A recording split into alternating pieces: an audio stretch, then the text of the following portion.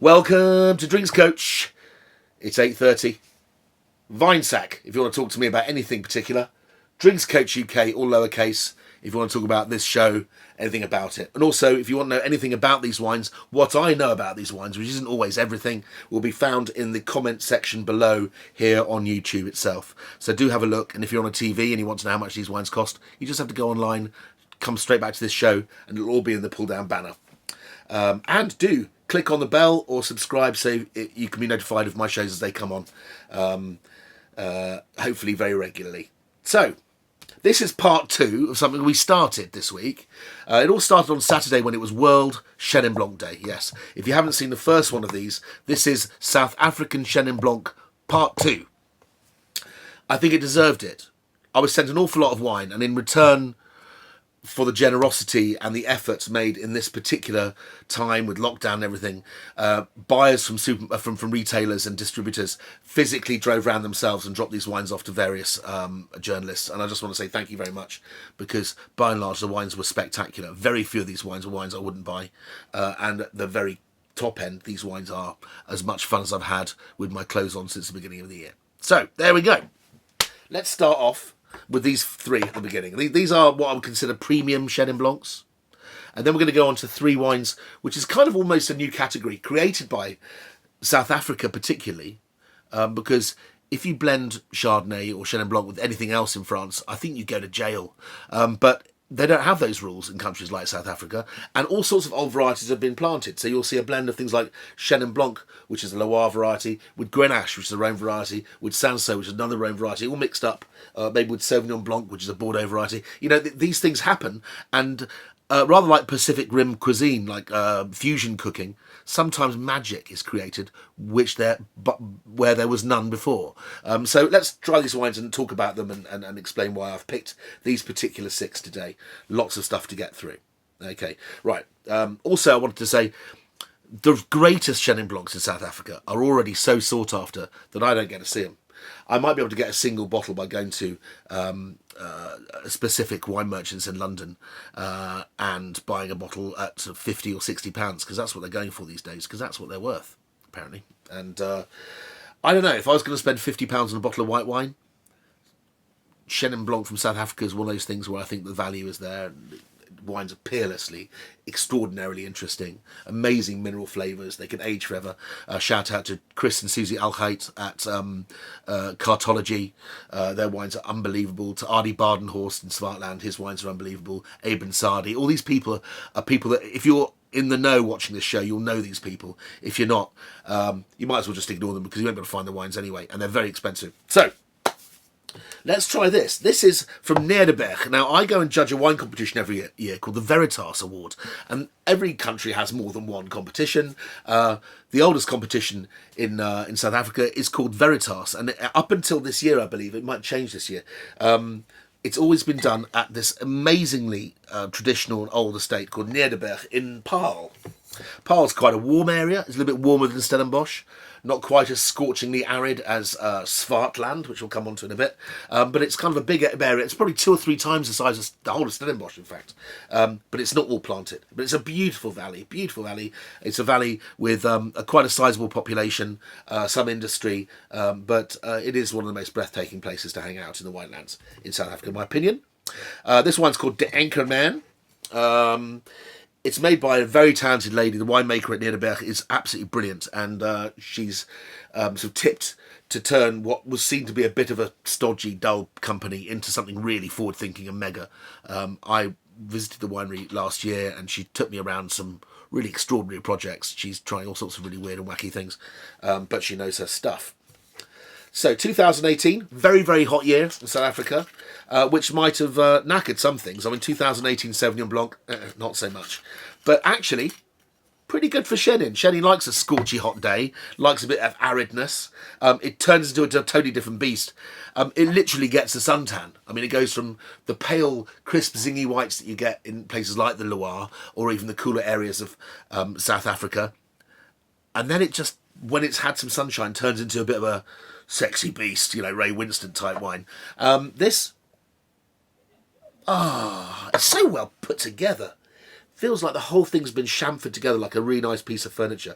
You can't see the shut lines. Everything's polished just so. The nose, gorgeous, a vanilla-y, almost kind of creme brulee nose.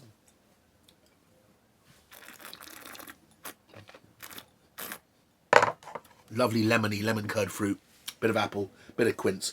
Flipping delicious, actually.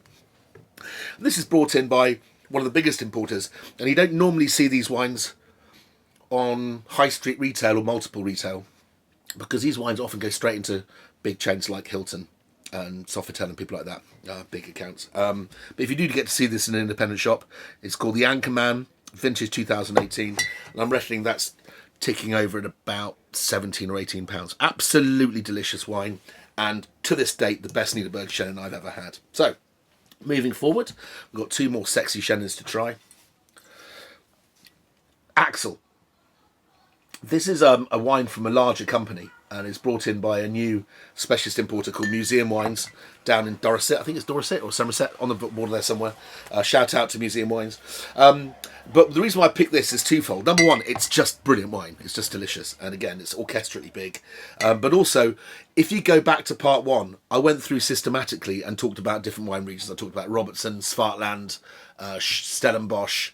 I think it was Paarl at the end. There was Durbanville. And the one region which I think always makes stunning Chenin Blanc, and I think the most famous one there is a wine called Grote Post, which is one of the oldest and most early successful white wine producers in South Africa. Grote Post, and these guys in a place called Nouvelle Valley, I think it's called, which means New Valley. It's an area called Darling. There's a big cooperative there called Darling Cellars. And what's weird is Darling isn't that far away from other regions. I think it's quite close to Durbanville, is it? I can't remember. But you've got very, very warm wines in one place, and then you go over the border of the valley, and suddenly it's a bit colder. And I think Darling, more than any other region, because I haven't drunk much Chenin Blanc from Elgin or from the cool areas down the south, but from any other region, I think that the established old Darling vineyards taste more like really top-end Montlouis or Savennières or Vouvray from France than anywhere else. They have this bite and this acidity, but they still have massive extract. So let's have a crack at this. This is a brand new wine, 2019. I don't imagine it's on the shelves anywhere yet, but I'll certainly put down in the caption details from Museum Wines and find out where they're stocking it.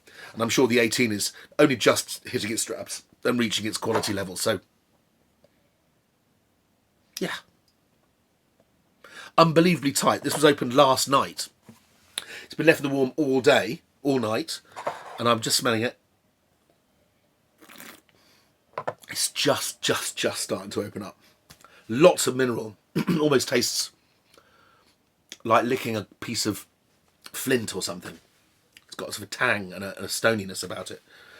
Beautiful wine with food, I imagine. Pretty special with pork, I imagine, or something like a rich lobsters type dish. I think that'd be pretty good. Okay, moving on to our last straight Chenin.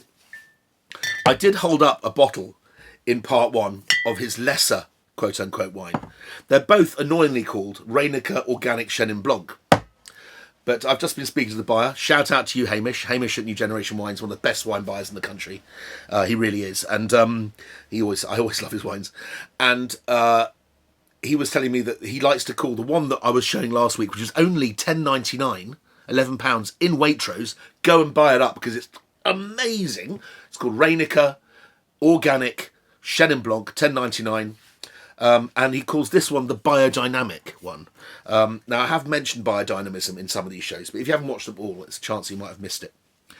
There's organic, where you're basically looking after the vineyard, and then there's organic, which is biodynamic, where everything you do, the time you do it, different moon phases, you stir the wine on when there's a new moon because it's less chaotic, because the moon has a magnetic pull, everything's connected together. It all sounds a bit like witchcraft, but it's incredible how much better certain wines have become since people have adopted this crazy, high intensity, high workload, expensive process. You don't see biodynamism being done very often on wines at a fiver because it's just too much hassle. This wine is £20 in Independence. I'll put a couple down. Wines with Attitude is a company that you can buy this from online, which all have wines which are all cool and groovy like this. So, Johann Reynecke, when he first started, he basically was living in a shed, didn't have anything, wanted to produce something which was much kinder to the environment. In fact, his business card says, Johann Reynecke, tree hugger. And you can plant, and I'm not joking, you can plant his business card in the ground and plants will grow out of it. It's impregnated with seeds, which I just think is the coolest thing in the universe ever. Anyway, he also then employed a lot of people that other people wouldn't touch. First person to employ almost an entirely black workforce, intelligent, trained, qualified, graduate workforce. And he makes unbelievable wines. Is it Rudiger, the winemaker there, is also a fantastic winemaker. So, let's try this. What does biodynamism do? Well, biodynamism, one of the things that's sort of like a kind of offside benefit is that you're not inoculating or putting yeast in the wine to get it going like you would in bread making or most winemaking. They just let the wine spontaneously ferment, and that means that yeast that's in the air settles in the tank and it just starts, and it starts by nature, and that causes something very, very different to happen. Rather than the fermentation all starting very quick and properly with one characteristic yeast which creates probably one style of wine or one particular character in the wine, you've got like 1,500 different yeasts all fermenting at the same time. So it sounds like we are the champions at Wembley Stadium at the end of Queen's famous gig at Live Aid, rather than just one person going, we are the champions. There's much more orchestral about it. And the wine has enormous texture. It's like a blancmange, like a duvet in the mouth. So, the nose is unbelievably complex for Chenin Blanc. Very, very complex. This is a truly delicious year. 2019. If you haven't tried Chenin Blanc before, this is the time to try it. These wines are young. The really young ones are utterly delicious and fresh and juicy. And they'll just get better and better. What's that smell of? Like a million things. It smells of fresh green banana, so plantain, like a banana yogurt. There's melon. There's starfruit and things like that. All sorts of wonderful green, maybe slightly tropical, but not overtly tropical fruits. It's round and cosseting. I can feel the action of this wine being conditioned in a large barrel or something, with no real wood, just old wood, or maybe it's even concrete. That's just such a complete wine. This wine gives you a hug, and for 20 quid, I'll take that during lockdown. Thank you very much. Johann Reynecke, killer wine. Thank you, Hamish. Right, next one. Okay, so we're going to do the 3 blends now. These wines are really rather wonderful. Shout out before we start to Nick Darlington, who sent me some really special wines. There was a wine called Reverie, which is very expensive, actually. I think it's a £40 wine plus, which he very kindly sent to me. I just didn't get it this year, but it is a wine that can be amazing sometimes. And that's made from very old vines in the Swartland, old gnarly little 100-year-old little stumps. But 2 of his wines have made the 3 blends that I've got here. But yes, Red Squirrel wines. This wine's actually called Eeekhoring, which is Afrikaans for squirrel. Isn't that cool? It's got a little acorn on the end. Isn't that cute? Okay, so this wine is made from 3 different varieties. Actually, there's a little bit of something else as well, if I remember. But this is Chenin Blanc, Marsanne, which is a Northern Rhone variety, Grenache Blanc with a Southern Rhone variety. So a real kind of Santa's little helper, this one. Now, Nick Darlington specialises in selling wines that other people are too scared to sell.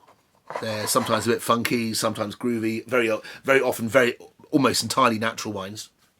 A little pale colour to it. Beautiful nose. What's interesting is that this blend is taking some elements of Chenin Blanc, but because I've been used to smelling and tasting Chenins all the way through, this wine is very, very distinctly different. It speaks a different language, or at least it's bilingual.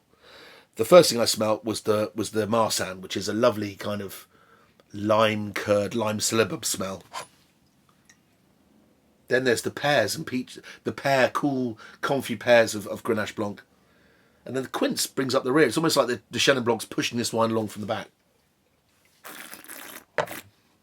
It's only 12% alcohol, but it has amazing texture because it's naturally made. Very, very attractive wine, very savoury. Almost a hint of Pinot Sherry about it. Not oxidised, just sort of saline. Cool, you could really mess around in a restaurant with that one. Absolutely delicious. What would I have with that? Well, maybe like a ceviche or something, or some mackerel in a sort of like a sweet and sour escabeche, agrodolce sort of style. I'm sounding pretty poncy now. Sorry about that. Moving on. This is from Southern Wines, which is in Andover in Hampshire. Vondeling. The reason why I wanted to recommend this, and there are actually two. They're both very nice. This one's kind of the fruitier, younger, easier cousin, which would have made last week's show.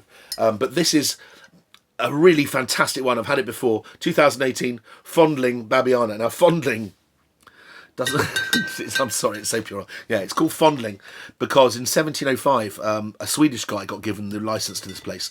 And Vondeling is Swedish for foundling, for a new place. It'll probably tell me what the name of the guy is on the back. Can't say it anyway. But anyway, this is from Paarl, which is another place much further inland, pretty arid, but it has a unique stamp of its own. The wines always have a dry, savoury quality about them. They're not as plump and fruity and obvious, but they have this wonderful kind of beguiling. Is it sweet? No, it's not sweet. It's all dry in the mouth, but it's got a savoury tang to it.